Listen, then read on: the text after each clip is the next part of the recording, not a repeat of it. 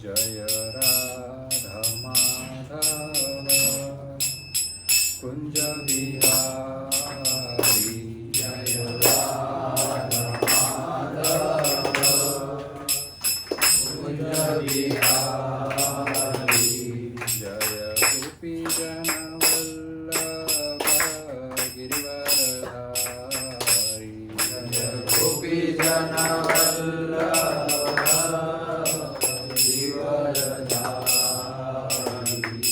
यशोदानंदन व्रज जन रंजन यशोदानंदन व्रज जन रंजन यमुना तीरावनचारी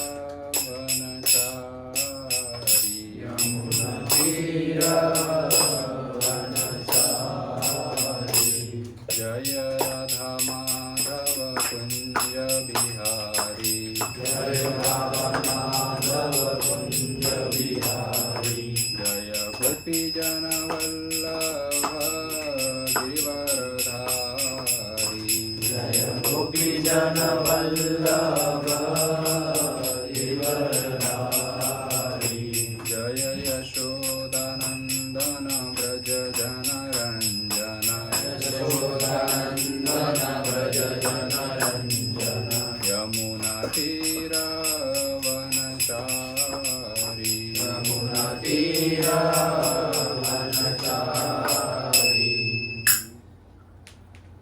जय नित्य लीला प्रविष्ट ओम विष्णुपाद परमहंस परिव्राजक स्तोत्र श्रीमद his divine grace Srila Bhaktivedanta Swami Maharaj Prabhupada की जय। जय ओम विष्णुपाद परमहंस परिव्राजक स्तोत्र श्रीमद भक्ति सिद्धांत सरस्वती गोस्वामी महाराज प्रभुपाद की जय। अनंत कोटि वैष्णव वृंद की जय। नामाचार्य हरिदास ठाकुर की जय। इस्कॉन फाउंडर आचार्य श्रील प्रभुपाद की जय। प्रेम से कहो श्री कृष्ण चैतन्य प्रभु नित्यानंद श्री अद्वैत गदाधर श्रीवासादि गौर भक्त वृंद की जय। श्री श्री राधा कृष्ण गोप गोपीनाथ श्याम कुंड राधा कुंड गिरि गोवर्धन की जय। वृंदावन धाम की जय। मथुरा धाम की जय। नवद्वीप धाम की जय। जगन्नाथपुरी धाम की जय। गंगा माई की जय। यमुना माई की जय। तुलसी देवी की जय। भक्ति देवी की जय। संकीर्तन यज्ञ की जय। समवेत भक्त वृंद की जय। गौर प्रेमानंदे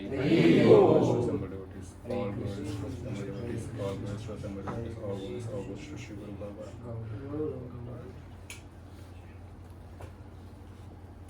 हरे कृष्ण।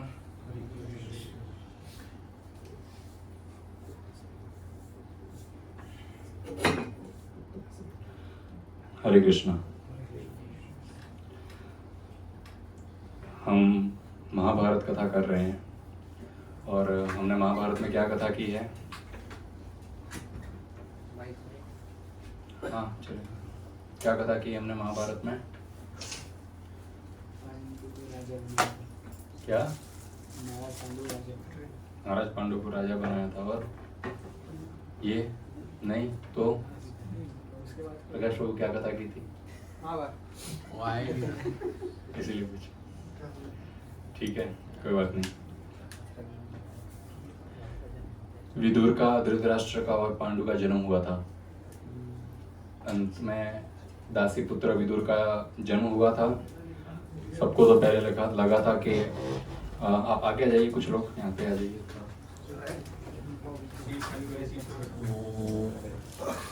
तो पहले तो सबको लगा था कि अंबिका का ही पुत्र है, परंतु अंबिका ने सत्यवती को बता दिया कि यह तो दासी पुत्र है, मेरा पुत्र नहीं है। तो अब धृतराष्ट्र राजा बन नहीं सकते क्योंकि वे अंधे हैं, और विदुर को भी नहीं बना सकते, दासी पुत्र है। तो सिर्फ एक पांडु ही बचे थे जो अभी राजा बन सकते थे। तो जो है पांडु को राजा बनाया गया। अब ये विदुर कौन है? एक ऋषि हुए मांडव्य मुनि। ठीक है, एक ऋषि हुए मांडव्य मुनि, और वो अपने आश्रम में अपना रेगुलर दिनचर्या कर रहे थे, तपस्या कर रहे थे, उनका साधना चालू था। उस समय कुछ चोर राजा के महल में चोरी करके ये मांडव्य मुनि के आश्रम में जाकर छुप गए। ये मांडव्य मुनि को पता नहीं, चोर आकर आश्रम में छुपे, वो तो तपस्या में लगे हुए हैं। अभी क्योंकि राजा के घर चोरी हुई थी तो सारे सैनिक जो है, बहुत सारे सैनिक आए थे ढूंढते ढूंढते उन चोरों को। समहाउ फिर वो आश्रम तक पहुंचे जिस तरफ ये चोर आए थे, और सैनिकों ने जो आश्रम के अंदर चोर को चोरी के सामान के सहित रंगे हाथों पकड़ लिया और साथ में मांडव्य मुनि को भी पकड़ लिया। बोले तुम भी चोर है। मांडव्य मुनि चोर? बोले मैं तो यहाँ भाई अपना तपस्या कर रहा हूँ। सैनिक बोलते कि आश्रम तुमने इसीलिए खोला है ताकि चोर लोग चोरी करे और यहाँ पर आकर छुप जाए, तो किसी को शक भी ना हो कि भाई तो ऋषि मुनि का आश्रम है, कौन चेक करेगा यहाँ पर। परंतु तुम भी चोर हो अभी, क्योंकि तुम भी आश्रम में चोर और चोरी के सामान के साथ पकड़े गए हो। आपको भी जो है अरेस्ट वारंट है हमारे पास, तो राजा का रोक नहीं सकता। लेके गए राजा के पास। सभी चोरों को, मांडव्य मुनि को जो है राजा के पास लेके चले गए। राजा ने कहा कि सबको मृत्यु दंड दी जाए। अब ऋषि मुनि है, अभी इन्होंने तो कुछ गलती की नहीं है, परंतु राजा ने कहा कि पकड़े गए हो चोरी के सामान के साथ तो मृत्यु दंड तो है। अभी मृत्यु कैसे मृत्यु किसी को दी जाएगी? बोले भाला आराम पार कर दो इनके शरीर से, इस प्रकार जो इनको मार दो। बोले ठीक है। लेके गए जहां पर मृत्यु सबको होनी थी। पहला चोर को लाइन से खड़ा रखा, यहाँ पे एक चोर खड़ा है, यहाँ पे दो चोर खड़ा है, यहाँ पे तीसरा चोर खड़ा है, फिर यहाँ पर मांडव्य मुनि खड़े हैं। तो चोर को पीछे से भाला गोबर दिया, तो चोर का तो वहीं वो खून निकल के आतड़िया बाहर आके बस। दूसरे चोर को डिशुम, तीसरे चोर को डिशुम। पता नहीं भाला की आवाज कैसे आती है, कभी सुनी नहीं है, बंदूक की सुनी है हमने तो बचपन से। खचक, ठीक है, खचक। फोटो खींच रहा है। मांडव्य मुनि के शरीर के अंदर भाला घुसेड़ा गया, खचक। उनको कुछ भी नहीं हुआ, तो खड़े हैं ऐसे आराम से। खुद भी शौक है, बोले हुआ क्यों नहीं। सैनिक भी शौक है, बोले कुछ हुआ नहीं। बोले राजा तक खबर पहुंचाई गई, राजा को बोलने के लिए गए कि बाकी चोर तो युद्ध में घायल हो गए, ये मांडव्य मुनि अभी तक खड़े हैं, भाला आराम पार है इनके शरीर से।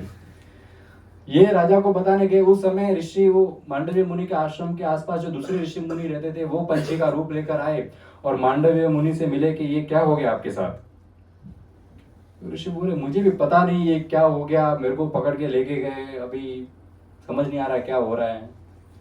पंछियों ने, वो संत के रूप में, पंछियों के रूप में जो संत आए थे, उन्होंने पूछा आपकी तो इतनी तपस्या है, फिर आपको इतना दुख क्यों सहन करना पड़ रहा है? भाला है आपके शरीर के आरंभ पर, मृत्यु नहीं हुई है पर दर्द तो होता होगा, पीड़ा तो होती होगी। बोले पता नहीं, कोई जन्म का मेरा कर्म होगा ऐसा, उसको मैं भगवान का कृपा, भगवान की मर्जी मांग के अपना जो प्रारब्ध है उसको मैं एक्सेप्ट करता हूँ, और जो भी हो रहा है कोई बात नहीं, चलेगा मुझे। ये सहनशीलता होती है एक साधक की, एक भक्ति की सहनशीलता होती है कि उसके जीवन में जब भी कुछ तकलीफ आती है तो वो अपना प्रारब्ध समझकर उसको एक्सेप्ट करता है, रोते नहीं बैठता है। क्या इतने सालों से मारा कर रहा हूँ, देखो एक्टिवा से भी गिर गया मैं मंदिर के बाहर ही, इतने सालों से मारा कर रहा हूँ, ऐसा हो गया। वो ठीक है, जीवन में दुर्घटनाएं होती रहती है। माला करने का अर्थ ये नहीं है कि अभी आपने कोई, आपके शरीर पर कोई लोहे का बॉडी प्रूफ आ गया, अभी आपको हवा भी छू नहीं सकती, नहीं। ये माला ऐसी चीज है कि आपका जो प्रारब्ध, यदि प्रारब्ध में लिखा है कि आपका हाथ कटने वाला है, तो ये भगवान की कृपा ऐसी होगी, हम सर्व पापे भ्यो, बोले आपके हाथ की जगह छोटी उंगली पे छोटा सा खरोश आके वो प्रारब्ध को मिटा देंगे, ऐसी भगवान की कृपा होती है। यहाँ पर इनको मृत्यु नहीं हुई। संतों ने कहा ध्यान रखो, हम तो जाते अपने रास्ते। संत जो साले जो पंछी के रूप में आए थे चले गए। ये सैनिक दौड़े दौड़े राजा के पास गए कि राजन, भला तो घोप दिया परंतु मृत्यु नहीं हुई, ऐसे ऐसे खड़े हैं। राजन आए वहां पर, हाथ जोड़कर चरणों में गिर गए कि माफ करना, हम आपको पहचान नहीं पाए, आपकी साधना का इतना तब बल है, आपकी सत्य वचन का इतना बल है कि देखो आपको मृत्यु नहीं हुई, हमने बहुत गलत काम कर दिया, हम अभी जो है भाले को बाहर निकाल देते हैं। बाहर अंदर तो घोबेड़ दिया भाले को, पर अभी बाहर निकालना है, तो बोले आप इसके बाद आपकी जो भी मलहम पट्टी होगी वो करेंगे। तो सैनिक आए, पीछे से भाले को पकड़ा और जोर से खींचने की कोशिश कर रहे, पर वो भाला बाहर नहीं आ रहा है।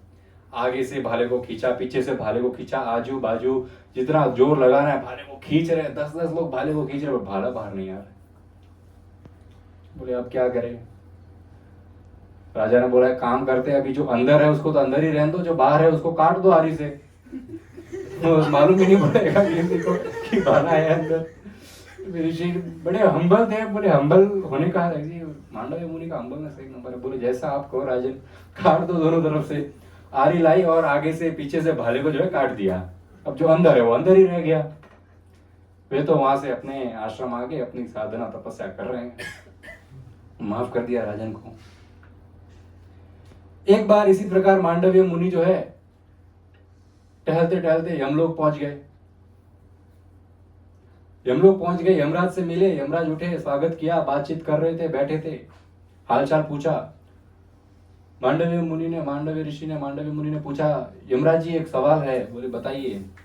एक बार एक गलत केस में फंस गया था मैं, सजा भी हो गई थी उसको मैंने एक्सेप्ट कर लिया, कोई बात नहीं, पर मैं जानना चाहता हूं क्यों हुई थी, रीजन क्या है, मैंने ऐसा क्या कर दिया था जिसकी वजह से ये हो गया। मैंने एक्सेप्ट कर लिया मेरा प्रारब्ध, नो प्रॉब्लम, पर जस्ट जनरल इंफॉर्मेशन, क्या गलती थी मेरी। यमराज ने अपना कंप्यूटर खोला, चित्रगुप्त के माध्यम से बहुत सारा डेटा रहता है लोगों का। यमराज ने बताया, मांडव्य मुनि जब आप छोटे बच्चे थे तब घास का तिनका लेकर ऐसे जमीन पर खेलते थे, जो मकोड़े चलते थे उनके साथ, कभी उनका रास्ता रोकते थे, कभी उनको ऊपर से ऐसे तिनके के ऊपर चलाते थे। इस प्रकार खेलते खेलते आपने एक बार उस मकड़े के शरीर से आरंपार उस तिनके को कर उस मकड़े को मार दिया था। कम उम्र में किया था आपने, बहुत 5-6 साल की उम्र, 4-5 साल की, बालपन में किया था। उसकी सजा आपको अभी मिली है। अब गुस्सा आया मांडव्य मुनि को, अब तक नहीं आया था। बोले आपको शर्म नहीं आई? बालपन में जो गलती की थी उसकी सजा अब दे रहे हो, और बालपन में जो गलती की जाती है वो अनजाने में की जाती है, उसका कोई पाप भी नहीं होना चाहिए, और आप खुद को धर्मराज कहते हो। श्राप देता हूं अभी का अभी ये गद्दी छोड़कर पृथ्वी पर चले जाओ। हम्बल होना ठीक है, परंतु एक्शन भी लेना चाहिए सही टाइम पर। यमराज जी ने बोला अभी ये तो नियम है। बोले क्यों बनाया ऐसा नियम, तुरंत चेंज करो ये नियम को। यमराज ने तुरंत चेंज किया। अब से 14 साल के अंदर जो भी बच्चे कुछ ऐसा गलत काम अनजाने में कर दे तो उसका उनको पाप नहीं लगेगा। कुछ शास्त्रों में 5 आयु की उम्र लिखी, कुछ शास्त्रों में 12 वर्ष की लिखी। यहाँ पर कोई है 14 वर्ष 12 वर्ष के नीचे? अनजाने में किया, काम की बहुत किया। कब, 5 के पहले के बाद? कोई तो याद नहीं, ये जरूर है, होगा तब याद आएगा। तब याद आएगा। तो ये तो उस समय से फिर मांडव्य मुनि की कृपा से ऐसा हो गया कि बच्चों को जो है गलती से जो पाप कर्म किए हो उसका कुछ फल नहीं मिलेगा, परंतु यमराज को जो है उन्होंने श्राप दे दिया, आप पृथ्वी पर चले जाओ, एक जीवन जो है मनुष्य का गुजारो, आपने बहुत बड़ी गलती की, ऐसी गलती नहीं होनी चाहिए। यमराज को वहां से निकलना पड़ा, और यमराज की गद्दी पर दूसरे देवता आए। फॉर द टाइम बिंग, जब तक वो पृथ्वी पर थे, दूसरे देवता ने यमराज की पोस्ट को संभाला, और वही यमराज जो श्राप मिला था वो विदुर के रूप में यहाँ पर जन्म लिया उन्होंने, दासी पुत्र बन के। ये है यमराज जी, ठीक है।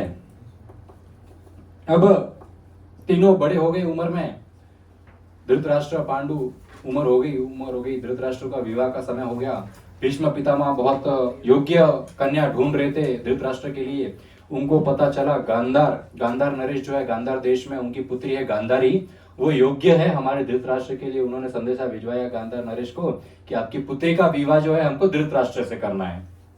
धृतराष्ट्र में क्या फॉल्ट है, क्या डिफेक्ट है? दिख नहीं सकते। ये एक है कैसा उनके अंदर, देख नहीं सकते खुद। कुछ नहीं, आप सब समझ गए ना हमारी फीलिंग्स को। अब ऐसा संदेश आया है, गांधार नरेश ने देखा कि लड़का तो अंधा है, परंतु कुरु डायनेस्टी से आया है, कुरु वंश से रिश्ता आया है, तो और वो बहुत ही ऊंचा रिश्ता है, ऐसे घराने को कोई कैसे मना कर दे। अपनी पुत्री का जो है विवाह धृतराष्ट्र से करवा दिया। अब जब गांधारी को पता चला मेरे पति तो अंधे हैं, तो लौकिक कर्तव्य के हिसाब से उन्होंने अपने आंखों पर पट्टी बांध दी। उन्होंने कहा यदि मेरे पति संसार नहीं देख सकते तो मैं भी संसार नहीं देखूंगी, और तुरंत उन्होंने जो वो पट्टी लेकर अपने माथे पर बांध दी।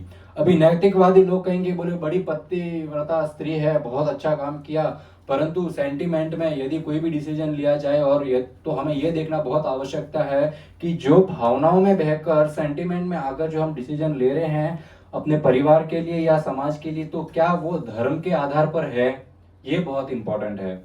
कभी कभी धर्म संकट में फंस जाए तो डिसीजन लेना चाहिए जो धर्म के आधार पर, शास्त्रों के आधार पर हो। भावनाओं में बहकर कभी भी कोई डिसीजन नहीं लेना चाहिए। यहाँ पर ये भावनाओं में बहकर इन्होंने डिसीजन ले लिया। संसार के लोग कहते हैं गांधारी ने बहुत बड़ा त्याग किया अपने पति के लिए, परंतु वास्तविक देखा जाए यदि गांधारी धृतराष्ट्र देख नहीं सकते थे तो गांधारी को जो है धृतराष्ट्र की आंखें बनना चाहिए था और उनके साथ मिलकर राज्य चलाना चाहिए था, परंतु उन्होंने आंखों पर पट्टी बांध दी।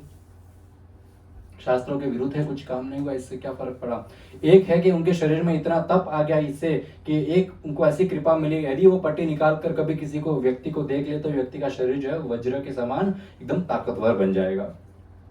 परंतु उन्होंने अपने आंखों पर पट्टी बांधनी, आंखों पर पट्टी बांधने के कारण वो अपने पुत्रों का जो है सही से देखभाल और संस्कार नहीं दे पाए, क्योंकि दोनों अंधे थे। और आंखों पर तो पट्टी बांधी ही थी, परंतु पुत्र के प्रेम के मोह की ऐसी पट्टी दोनों के आंखों पर बंधी हुई थी कि उनके पुत्र यदि गलत कार्य भी कुछ करते थे तो उनको सजा नहीं मिलती थी कभी।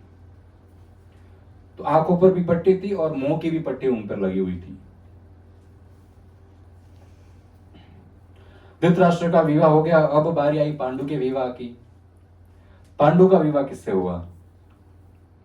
चलो बताओ, पांडु की कितनी पत्नियां थी? कोई बोलेगा नहीं, खाली हाथ ऊपर करो, किसको पता है कितनी पत्नियां थी?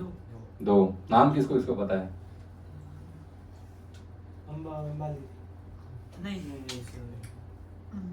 यस, एक पत्नी थी। क्या नाम है? कुंती और माद्री। कुंती कौन है?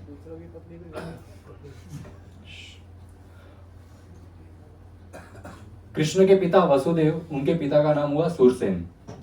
तो सूरसेन की एक पुत्री थी, उनका नाम था पृथा, जो वसुदेव की सगी बहन थी, यानी कृष्ण की बुआ। पृथा उनका नाम था। और सूरसेन ने जो है पृथा को गोद दे दिया था कुंती भोज को। कुंती भोज के कोई पुत्र इत्यादि पुत्रियां नहीं थी, तो वो गोद दे दिया था। तो कुंती भोज ने पृथा को गोद ले लिया, तो उनका नाम पड़ गया कुंती। ठीक है। अब बड़ी सेवा भावी थी कुंती, बचपन से ही संतों की सेवा में हमेशा उनका मन लगा रहता था। कुंती भोज के राज्य में जब भी संत इत्यादि आते थे वे सेवा करती थी। और एक दिन उन्होंने दुर्वासा मुनि की भी बहुत सुंदर सेवा करी। दुर्वासा मुनि इतने प्रसन्न हो गए कुंती की सेवा से कि उन्होंने कुंती को आशीर्वाद दे दिया, मन चाहा देवता का स्मरण करना और उनका अंश जो है तुम्हारे पुत्र के रूप में जन्म लेगा, ये आशीर्वाद दे दिया उनको। तो ये सेवा का रिजल्ट है। सेवा, हम लोग सेवा करते हैं, हमको कभी कभी मंदिर में बर्तन घिसने की सेवा मिलती है, कोई प्रसाद के बाद क्लीनिंग करने की सेवा है, या फिर XYZ सेवा होती है मंदिर में, छोटी मोटी सारी सेवाएं। तो इतनी सेवाएं करते हैं, तो इसका फल क्या है? कृपा। ऐसा कोई आपको इसके लिए अवार्ड सर्टिफिकेट नहीं दिया जाएगा, या फिर ऐसा कोई किधर आपका नाम नहीं आएगा टीवी वगैरह में, इन्होंने 5000 बर्तन धोए एक दिन में, क्या बात है। In fact nobody will see. आप जब बर्तन धो रहे हो तो लोग आपके ही उस बर्तन वाले पतीले में और बर्तन डाल के जाएंगे, तो कोई देखने वाला नहीं है। परंतु वो सेवा का जो है फल मिलता है, वो है भगवान की और वैष्णवों की कृपा। और सबसे बड़ा फल तो यही है, कृपा और मर्सी प्राप्त होना। क्योंकि बाकी भौतिक संसार की सामाजिक चीजें तो गिफ्ट में मिलती रहती हैं, परंतु जो हृदय से कृपा मिलती है भगवान की और वैष्णव की, वो आसानी से नहीं मिलती, वो इस सेवा के माध्यम से मिलती है। और वो कृपा, उस शेरनी का जो दूध होता है, ऐसा कहते हैं शेरनी का दूध बहुत स्ट्रांग है, उसको सोने के कटोरे में रखना पड़ता है, ऐसा शास्त्र में बताते हैं। तो ये जो भगवान की कृपा है, ये इतनी पावरफुल है कि हर एक व्यक्ति को नहीं मिल सकती। हर एक व्यक्ति का हृदय इतना पावरफुल नहीं है कि कृपा को संभाल सके। तो वो हृदय को पावरफुल कैसे बनाया जाए? जब हम बर्तन घिसते हैं या फिर कुछ भी ऐसी क्लीनिंग की इत्यादि वैष्णवों की सेवा करते हैं, तो वो केवल बर्तन नहीं घिसा जाता, वो सेवा नहीं घिसी जाती, हमारा हृदय साफ होता है वास्तविक से। और हमारा हृदय जब इतना साफ हो जाता है सेवा कर करके, तब वो हृदय इतना स्ट्रांग बन जाता है कि भगवान की कृपा को समा सके उसके अंदर। इसलिए सेवा बहुत इंपॉर्टेंट है। अब कुंती को आशीर्वाद मिल गया, बहुत समय बीत गया, कुंती सोचने लगी आशीर्वाद दिया तो था, ट्रायल करते हैं, ट्रायल बॉल होती है फर्स्ट ट्रायल करते हैं कैसा है आशीर्वाद। उन्होंने जो है सूर्य देव का स्मरण किया, सूर्य देव आ गए और आशीर्वाद में उनको कर्ण देकर चले गए। अभी तो विवाह भी नहीं हुआ है, कुंवारी हूं और पुत्र हो गया, बोले समाज में बड़ा नाम खराब होगा। उन्होंने कर्ण को टोकरी में डालकर नदी में बहा दिया। कर्ण के बारे में और डिटेल में आगे पढ़ेंगे। ये अपने महल में चली गई, विवाह की उम्र हो गई। कुंती भोज ने देखा इतनी सुशील पुत्री है हमारी कि कोई योग्य हो, कोई इसको चूज कर ही नहीं सकता, इतनी सुशील है ये, इसके हाथ में रिस्पॉन्सिबिलिटी, ये किससे शादी करना चाहती है। तो स्वयंवर रचा गया, सभी बड़े बड़े राजाओं को बुलाया गया और शर्त यही थी कि मेरी बेटी जिसको पसंद करेगी उसके साथ विवाह होगा। कोई फाइटिंग वगैरह नहीं है, कोई धनुष नहीं उठाना है, कुछ अगड़म बगड़म तिड़कम एक्शन कुछ भी नहीं करना है, कुछ दिखाना नहीं है यहाँ पर। बस मेरी पत्नी, मेरी बेटी को जो पसंद आया वो उससे शादी होगी। तो वहां पर सभी राजागण आए थे और वहां पर पांडु राजा भी गए थे। कुंती ने पांडु राजा को देखा, उनसे बातचीत की और उनको के पसंद आ गए और जो है कुंती का विवाह पांडु से हो गया। अब क्योंकि राजा पांडु थे तो बोले राजा की दो पुत्रियां हो, दो रानियां होनी चाहिए। राजा की खासकर अधिक रानियां हुआ करती थी। कारण ये है, किसी कारणवश एक रानी का देहांत हो जाए तो जो बच्चे हैं, एक तो यदि बच्चे नहीं है तो दूसरी रानियों से तो वंश मिल सकता है आगे राज्य बढ़ाने के लिए, और यदि बच्चे हैं और रानी मर गई तो दूसरी रानियां होती हैं उन बच्चों को संभालने के लिए। जब माँ का सहारा नहीं होता, पिता राज्य में बिजी है, तो वो बच्चे हैं एक हिरन के समान हो जाते हैं, जहां पर हंटर हमेशा उनको मारने के लिए तैयार रहते हैं। इसलिए ज्यादा रानियां होती है तो ज्यादा सिक्योरिटी होती है बच्चों के लिए।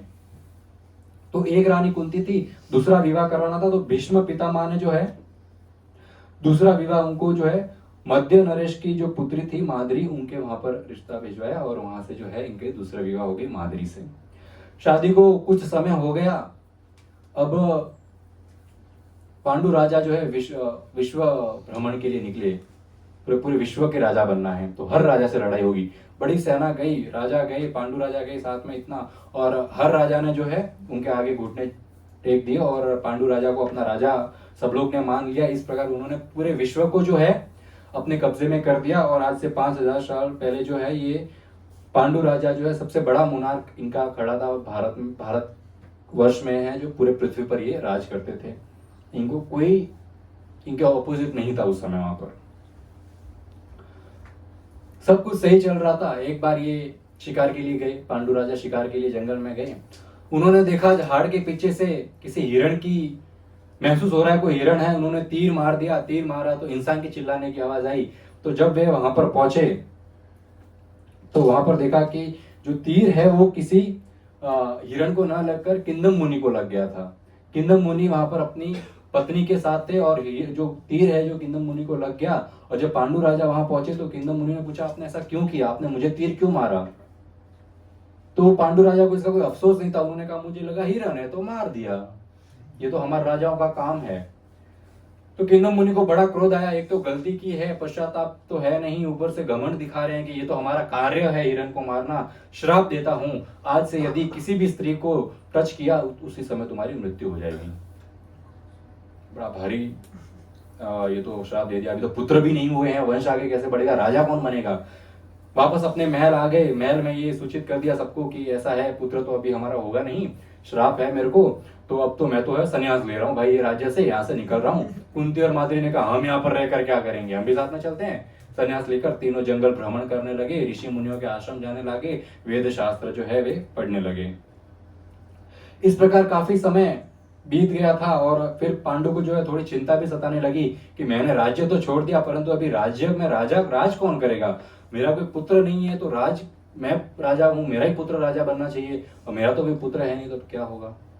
तो बड़े चिंतित थे। तब कुंती को अचानक याद आया, अरे राजन, मुझे तो आशीर्वाद मिला हुआ है कि मैं जिस देवता का स्मरण करूंगी उस देवता का अंश जो है हमारे पुत्र के रूप में आ जाएगा। पांडु राजा को बड़ी खुशी हुई, बोले तुरंत जो है आप धर्मराज का जो है स्मरण करो।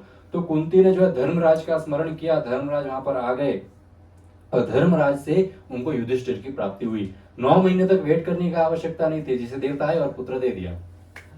तो युधिष्ठिर की प्राप्ति हुई। युधिष्ठिर का अर्थ है जो युद्ध में स्थिर रहे, युद्ध में स्थिर रहने वाला व्यक्ति है, उसका नाम युधिष्ठिर है।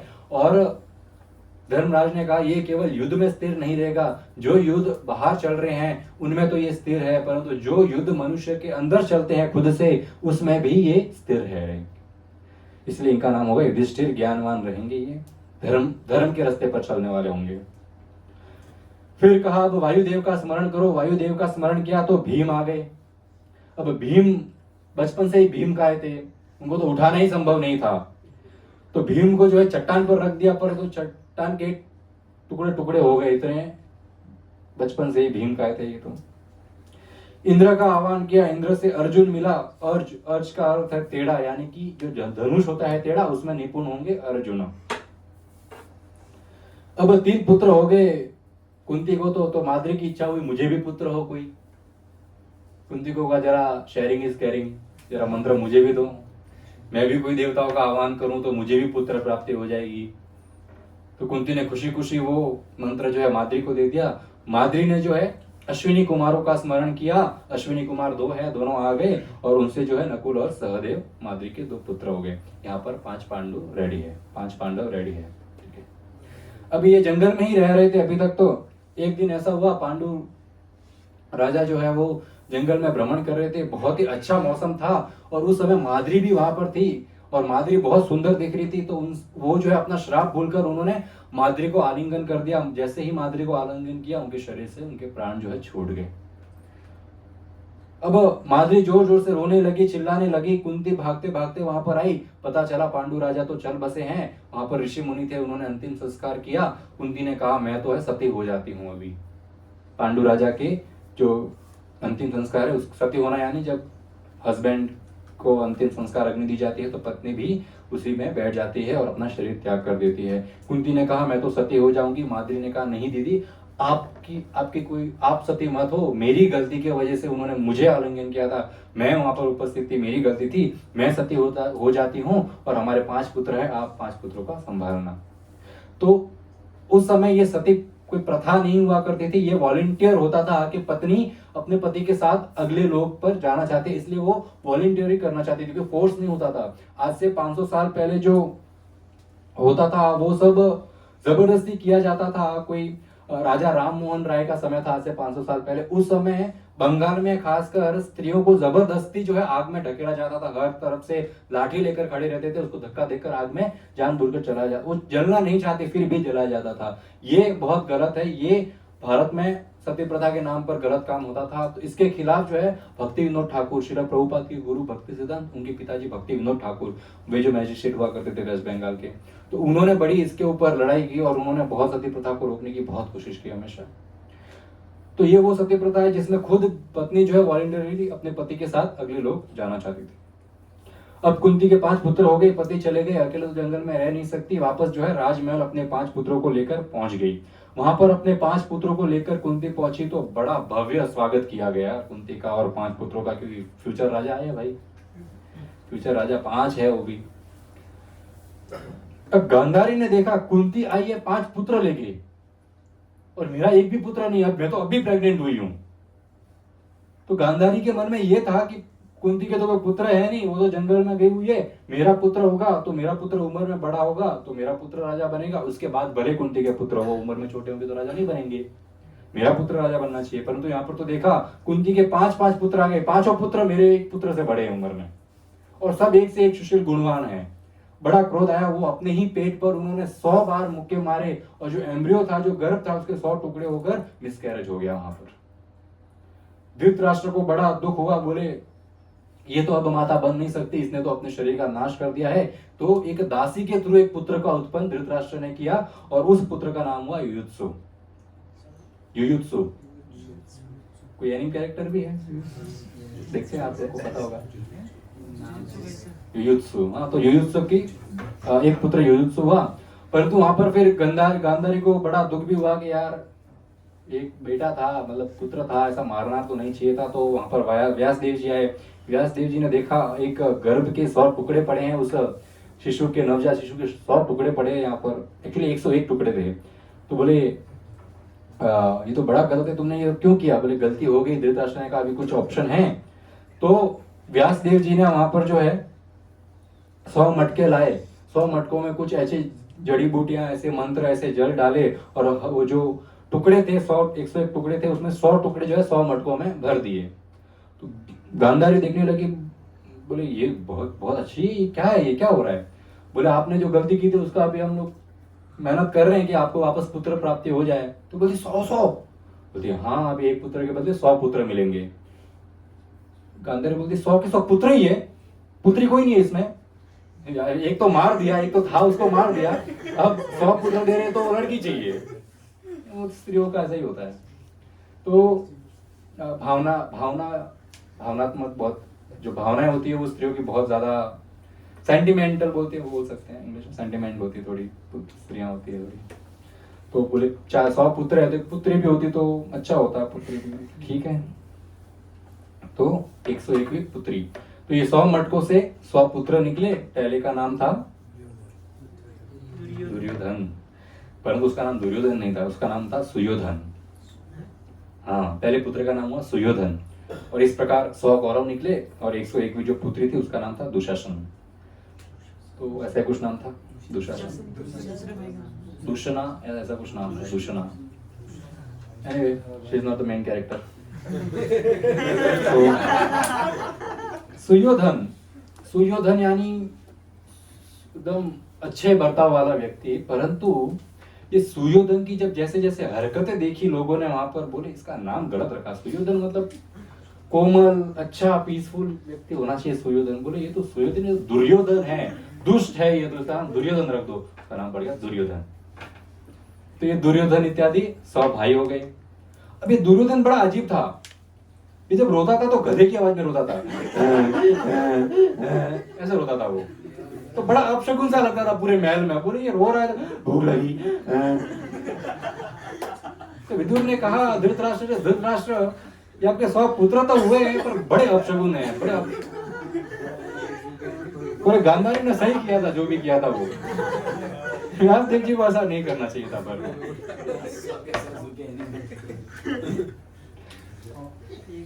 विदुर ने कहा धृतराष्ट्र भैया इनको अभी ही मार दो, छोटे हैं, पाप नहीं लगेगा। कभी कभी ऐसा बोलते ना, कोई बच्चा बहुत मस्ती करता है तो माता पिता बोलते इसको तो मार दो, इसको मारेंगे तो पाप नहीं लगेगा, इतना नालायक बच्चा है। तो विदुर ने बोला कि मार दो इनको, भविष्य में पूरे कुरु डायनेस्टी का नाम बदनाम करेंगे, सबको तहस नहस कर देंगे, सब पूरा परिवार तबाह हो जाएगा, अभी मार दो इनको, विदुर ने कहा। परंतु 100 पुत्र धृतराष्ट्र और गांधारी ने कहा नहीं, बिल्कुल नहीं मारेंगे, जैसे टेढ़ा है पर मेरा है, हमारे पुत्र है, हम तो इनको अपने पास ही रखेंगे। तो पूरा वहां पर जैसे जैसे बच्चे बड़े होते गए, पूरा राजमहल देख रहा था कि ये गांधारी के पुत्र बड़े अधर्मी, शरारती, अयोग्य, और उम्र में तो वैसे ही छोटे हैं, और कुंती के पुत्र योग्य है, धर्मी है, बहुत सुशील है, और उम्र में भी बड़े हैं। अच्छा है राजा, ये 100 में से कोई नहीं बनेगा हमारा, तो 5 में से ही कोई बनेगा। अच्छी बात। अभी ये बात जो है गांधारी को सदैव सताती थी, तो हमेशा ईर्ष्या की भाव रहती थी कुंती से और कुंती के पुत्रों से। और धृतराष्ट्र को भी यही भाव रहता था कि अब तो मैं, पांडु के जाने के बाद धृतराष्ट्र राजा बन गए, उस समय कोई था नहीं। तो धृतराष्ट्र ने कहा कि अभी तो मैं हूं, मेरे जाने के बाद लीगली तो युधिष्ठिर, इन लोग में से ही कोई राजा बनेगा, मेरे पुत्र तो बनेंगे नहीं। माता पिता का ऐसा भाव होने के कारण पुत्र, 100 के 100 पुत्रों का भी यही भाव होता था कि ये दुश्मन है पांचों हमारे। हमेशा जलने लड़ाई की भावना रहती थी। बच्चे और उम्र में बड़े होते गए, जैसे जैसे उनकी उम्र होती गई, खेलने कूदने की उम्र हुई, 101 भाई और बाकी के 5 भाई, 106 भाई साथ में खेलते थे। तो भीम जो है ये 100 भाइयों को बड़ा परेशान करते थे।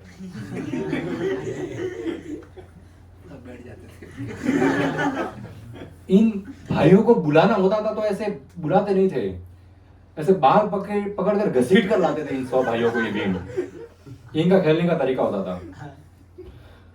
अब भीम शरीर से भीम का हुआ करते थे, तो 100 कौरव जो है ये तो फलों के वृक्ष के ऊपर चढ़ जाते थे और वहां से ऊपर से भीम को फिर चिढ़ाते थे, क्योंकि भीम तो ऊपर नहीं आ सकता ना, नीचे तो ये कुछ भी कर सकता है, ऊपर नहीं आ सकता। बोले भीम बहुत स्वादिष्ट फल है इधर, पर तू ऊपर नहीं आ सकता अनफॉर्चुनेटली।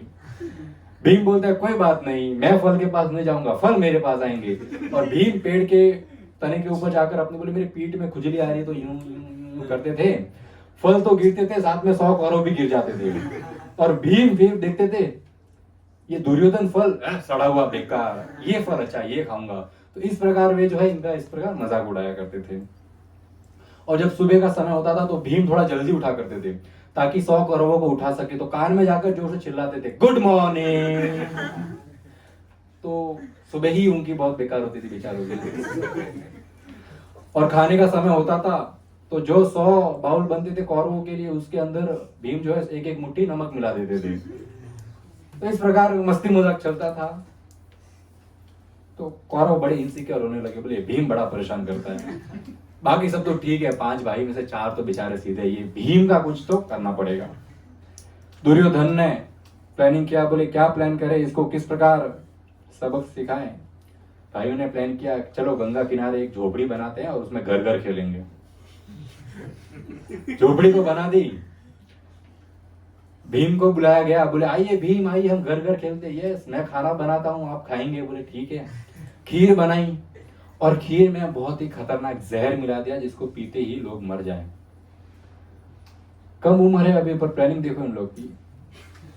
खीर में जहर मिला दिया। अब भीम को खीर पीने के लिए दे दी, लोटे के अंदर खीर दी। भीम को बोले भीम घर घर खेल रहे हैं, लो खीर पी लो, आपके लिए खीर बनाई है। अब भीम ने खीर पी ली। अब जैसे ही खीर पी तो उनका तो बेहोश हो गए उसी समय, शरीर में जहर पूरा फैलने लगा, बहुत जल्द मृत्यु हो जाएगी। अगर बाहर शरीर पड़ा हुआ तो लोगों को मालूम पड़ जाएगा यहाँ पर ये मर गए हैं। तो पांडवों ने, कौरवों ने उस भीम को जो है घसीट कर गंगा के अंदर डाल दिया और वहां से घर भाग गए। लोटा वहीं पड़ा रहा, भीम कभी नहीं लौटा वापस। भीम गंगा जो है, भीम गंगा में डूबे जा रहे हैं और गंगा के नदी के तट पर सर्पलोक था। अब भीम जैसे जैसे सर्पलोक की ओर पहुंच रहे हैं और बहुत सारे सर्प वहां पर निकल रहे हैं, तो वो सर्प जो है भीम को डस रहे हैं। अब यहाँ का जहर, भीम के शरीर में ऑलरेडी जहर था, सांप का जहर आया, सांप को लग रहा है हम इसके अंदर जहर भर के इसको मार रहे हैं, परंतु एक जहर ने दूसरे जहर को काट दिया और भीम जो है वापस सचेत अवस्था में आ गए। और जैसे ही जाके जाग गए, वहां पर एक एक सांप को पकड़ के घुमा घुमा के फेंक के मारा। सांप कंफ्यूज हो गए, बोले ये हम तो इसको डस रहे हैं, ये हमको मार रहा है। जो बचे कुछ सांप थे भागकर वहां पर वसुकी के पास गए और बोले कि भाई कोई तो आया हमको बहुत मार रहा है। हम उनको मार रहे थे पर थोड़ा उल्टा हो गया, यहाँ पर मारे जा रहा है, रुक ही नहीं रहा है। बोले आने दो, कौन है ये। तो भीम पहुंच गए वसुकी के राज्य में, नागलोक था, सर्पलोक था, वहां पर पहुंच गए। वहां पर देखा वसुकी है और वसुकी के साथ एक और सांप है, उसका नाम है आर्यक। आर्यक ने देखा, बोले भीम मेरा पड़पोता आया है। बोले बेटा मैं तुम्हारे मम्मी के साइड का पड़दादा हूँ। मामाल में स्वागत है। बड़ी खातिरदारी हुई, सांप बाहर खड़े देख रहे, इतना मारा, एक तो कंप्लेंट किया तो ऐसी खातिरदारी कर रहे हमारी। बोले सांप अपने रास्ते पे गए, भीम को बिठाया है, वसुकी है, आर्य का है, ये इनके मम्मी के साइड के पूर्वज हैं। तो बोले मैं आपका परदादा हूँ, बड़ी खुशी हुई आप आए हैं, आपके अंदर तो बहुत 10,000 हाथियों की शक्ति का बल है, बहुत अच्छा बहुत अच्छा। परदादा होने के नाते आपको कुछ देना चाहता हूँ, ये लीजिए, ये जूस पीजिए आप, ये एक जूस में 100 हाथी का बल है। भीम ने कहा फिर 100 ग्लास लाइए। एक ग्लास से क्या होगा, टकाटक 100 ग्लास जो है निपटा लिए। अभी 100, एक ग्लास में 100 हाथी का बल और 100 ग्लास में 10,000 हाथी का बल। अभी 10,000 बल ऑलरेडी था और 10,000 हाथियों का और आ गया, 20,000 हाथियों का बल लेके बोलते दादाजी चलता हूँ। पुराना हिसाब है, ऊपर जो है वो भी निपटाना है। हाँ बेटा चलो। भीम आ गए गंगा के बाहर, दूर से कौरव देख रहे, बोले अब तो गए, बोले ये बाहर आ गया है। जैसे तो ये समय हो गया था कि दूसरे पांडवों ने जो है विदुर को बता दिया, चाचा भीम पता नहीं कहाँ गए, मिल नहीं रहे हैं, चाचा विदुर ढूंढ रहे हैं। देखा भीम आ गया, भीम को पूछा भाई क्या हुआ। तो भीम ने बताया कि ऐसा ऐसा हम लोग खेल रहे थे, इन्होंने मेरे को जहर वाली खीर पिला के अंदर फेंक दिया, वहां पर फिर सांप मेरे को डसे, फिर मैंने सांपों को डसा, फिर मैं परदादा मिल गए, उन्होंने जूस पिला दिया, 10,000 हाथियों का पावर आ गया मेरे में। तो विदुर ने कहा अभी जो हुआ उसको भूल जाओ, इन लोग से पंगा मत लो, अगर इन लोग तुमको मारने पे तुले हैं तो फिर कुछ भी कर सकते हैं, बड़े इनसिक्योर है ये कौरव, बोले आप इनसे दूर ही रहो। भीम ने बोला छोड़ जाने दे, माफ किया। अब कौरव सोचने लगे एक लोटे जहर से इसका कुछ नहीं हुआ। वैद्य को बुलाया, बोले हलाहल विष लाओ, जो इस पृथ्वी का सबसे खतरनाक जहर है वो लाओ, कड़ाई भर के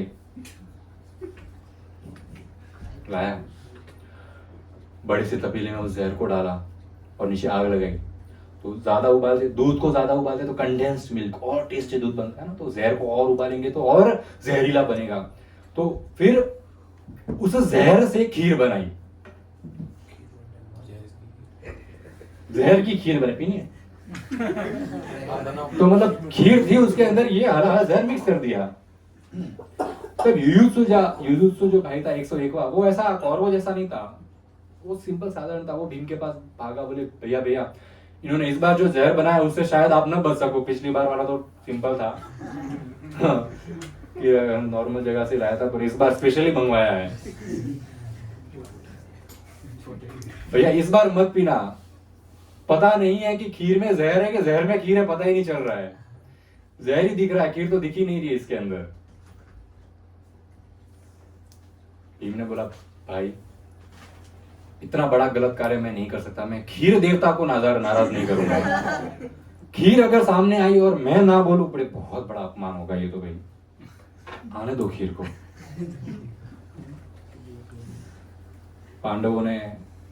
कौरवों ने खीर दे दी भीम को, भीम ने ढकाढक पता ही नहीं चल रहा है खीर है जहर है सब एक समान है उसके अंदर, पी लिया।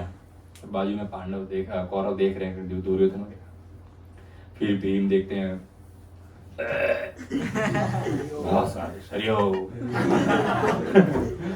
और है क्या। अब कौरवों ने हार मान ली, बोले अगर हलाल विश्व इसका कुछ नहीं हुआ तो अभी कुछ बचा ही नहीं संसार में जिससे इसको मार सके, गोली मारो इसको, वो भी नहीं मार सकते, कुछ होता ही नहीं है इसको तो। Kaurav shot, Bhim rock. अब सभी भाई जो है खेल रहे हैं, ग्राउंड में खेल रहे हैं, बॉल से खेल रहे हैं सभी भाई, कैच खेल रहे हैं। अभी वो गेंद से खेलते खेलते जो है वो गेंद एक कुएं में गिर गई। अभी सब भाई कुएं के इर्द गिर्द हो गए, बोले गेंद गेंद गेंद गेंद अंदर चली गई, गेंद कौन लाएगा, गेंद कौन लाएगा। तब वहां पर एक ऋषि मुनि आते हैं, बोले बेटा क्या हो गया। बोले ऋषिगण हमारी गेंद जो है इस गहरे अंधेरे कुएं में चली गई है। तो बोले आप हटो, मैं इस गेंद को निकालता हूं। तो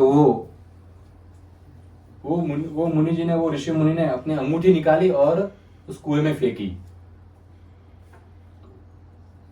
बच्चे बोलने लगे हमारी बॉल गिर गई थी, रिंग भी फेंक दी, मतलब क्या कर रहे हैं आप।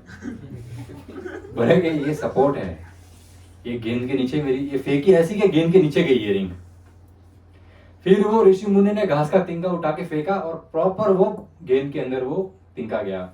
फिर एक और तिनका फेंका तो वो उस तिनके के अंदर गया, एक और तिनका फेंका वो उस तिनके के अंदर गया। इस प्रकार एक लंबी रस्सी बाहर बन गई, तिनके पे तिनका, तिनके पे तिनका, तिनके पे तिनका, गेंद हमारी और ये रिंग इनका। तो रिंग वापस दे दी मुनि को और गेंद ले ली। तो बड़े आश्चर्यचकित हो गए सब बच्चे, बोले यार आपने कैसे किया। बोले तिनके से गेंद को कैसे निकाली यार आपने। ऋषि मुनि है, बोले जानना चाहते हो मैं कौन हूं। बोले हाँ, तो अपने भीष्म पितामह को पूछना कि एक मुनि ने ऐसी इस तरीके से उन्होंने गेंद निकाली है, मेरा नाम आपके सब जानते हैं वहां पर, खाली बताना कौन हूं मैंने क्या किया वो बताना अपने भीष्म पितामह को, वो तुरंत पहचान जाएंगे।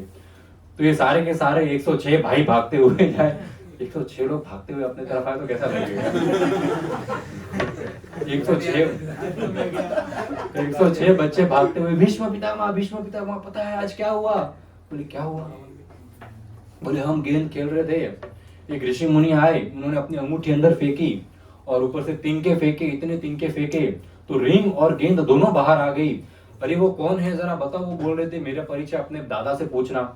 बोले बच्चों वो और कोई नहीं, द्रोणाचार्य है, बहुत पावरफुल ऋषि मुनि है।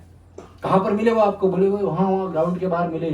तो उनको इनवाइट किया गया महल में द्रोणाचार्य को, और भीष्म पितामह ने जो है द्रोणाचार्य से रिक्वेस्ट करी आप जैसे ऋषि मुनि हमारे यहाँ पहुंचे हैं, बड़ी सौभाग्य की बात है हमारे लिए। आपसे एक ही विनती है हमारी कि कृपया हमारे सभी पुत्रों को जो है अपने आश्रम में लेके जाइए, अपने गुरुकुल में रखिए और इनको जो है शिक्षा दीजिए।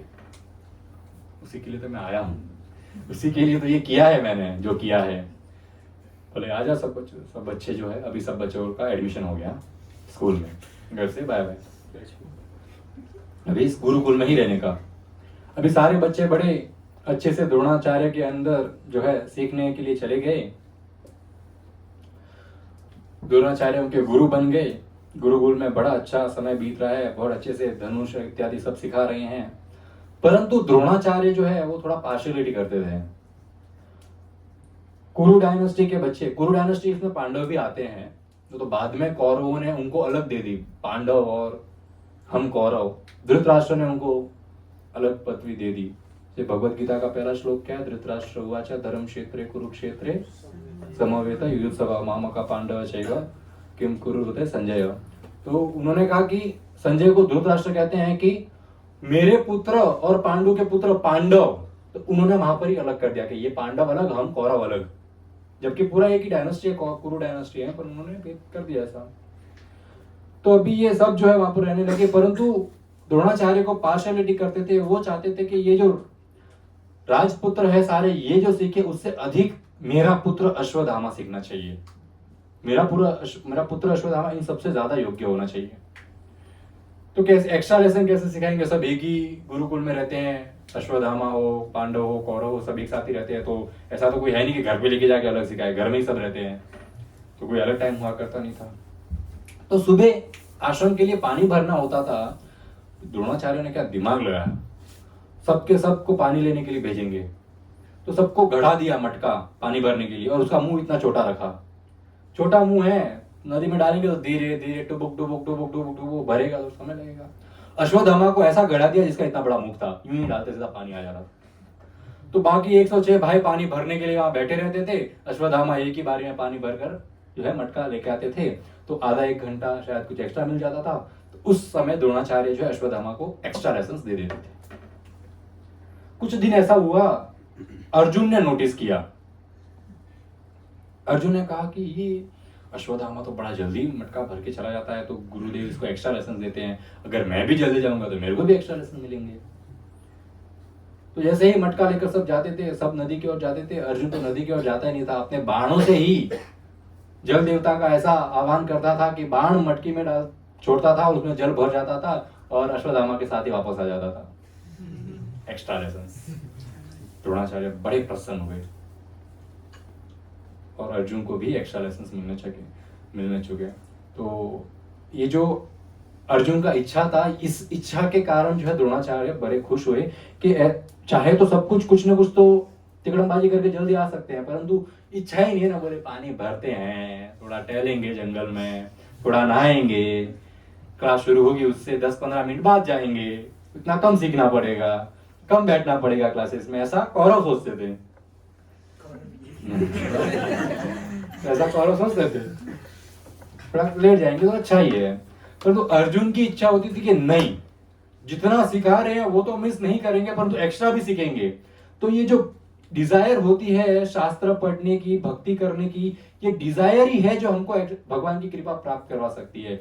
माया नहीं है जो हमको यहाँ पर रोक के रखी है, ये तो हमारी इच्छा है भगवत धाम नहीं जाने की, वो हमको यहाँ पर रोक के रखी है। माया तो हेल्प करना चाहती कि जाओ भगवत धाम जाओ, भक्ति करो, हमारी इच्छा ही नहीं है तो फिर कैसे पहुंचेंगे? यदि इच्छा है तो हम समय निकालकर 1-2 माला जप कर सकते हैं, श्रील प्रभुपाद की किताबें पढ़ सकते हैं, कथा सुन सकते हैं, अच्छा जीवन व्यतीत कर सकते हैं, अगर इच्छा है। और अगर इच्छा नहीं है तो सब कुछ हमारे अनुकूल होगा तो भी हमको वो प्रतिकूल ही लगेगा। कहेगा हमारे पास माला करने का समय नहीं है। अगर आपको परफेक्ट 2 घंटे दिन के एक्स्ट्रा भी हमको अगर दे दिए जाए, एक अच्छे से एसी रूम या फिर एक अच्छा सा गार्डन में बिठा दिया जाए माला लेकर, तभी भी हमारा माला करने का मन नहीं होगा, इच्छा नहीं है। और अगर इच्छा है माला करने की, शास्त्र पढ़ने की, तो घोर अंधेरा होने के बावजूद चंद्रमा की रोशनी में जाकर भी व्यक्ति किताब पढ़ लेगा। स्ट्रीट लाइट के अंदर बैठकर भी लोग डॉक्टर बन गए हैं, और एसी वाले रूम में बैठकर भी लोग कुछ नहीं उखाड़ पाए अपनी जिंदगी में। तो हमारी इच्छा कितनी प्रबल है उसके ऊपर ही डिपेंड करता है हमारा भविष्य में क्या, हमको लक्ष्य क्या मिला, हमारा गोल जो है वो हमको प्राप्त होगा कि नहीं, वो हमारे डिजायर के ऊपर है सब। हम ये कहना बेवकूफी है, इसके वजह से मैं नहीं आ पाता, इसके वजह से मैं लेट हो जाता हूं, या फिर ये कारण से या वो कारण से मैं कभी क्लास नहीं माला नहीं कर पाता हूं, मैं मंदिर नहीं आ पाता, ये सब ठीक है। कभी कभी किसी के जेन्युइन रीजंस होते हैं, ऐसा नहीं है नहीं होते, संसार है चलता रहता है। परंतु वास्तविक तो हमारी इच्छा के ऊपर डिपेंड करता है कि हम कितने उत्सुक है भगवान के बारे में जानने के लिए, भगवान का नाम जप करने के लिए कितने उत्सुक है। वो उत्सुकता जब हम थोड़ी कोशिश करते हैं वो उत्सुकता दिखाने की, तब भगवान अपने आप जो है सारी परिस्थिति अपने अनुकूल कर देते हैं। परंतु जब तक हम कोशिश नहीं करेंगे तब तक सारी परिस्थिति जो है प्रतिकूल ही रहेगी, हमारे अगेंस्ट ही रहेगी। कभी हमारे बॉस हमको नहीं बोलेंगे अरे बेटा जा जा आज मंडे है क्लास सुन क्या, बॉस कभी नहीं बोलते ऐसा। अर्जुन की इतनी प्रबल इच्छा देखकर जो है द्रोणाचार्य बड़े खुश हुए, और द्रोणाचार्य जो है अर्जुन को भी एक्स्ट्रा लेसन देना शुरू कर दिए। इसके बाद गुरुकुल में क्या क्या होता है हम नेक्स्ट वीक देखेंगे। Thank you so much. Hare Krishna. Srila Prabhupada की जय।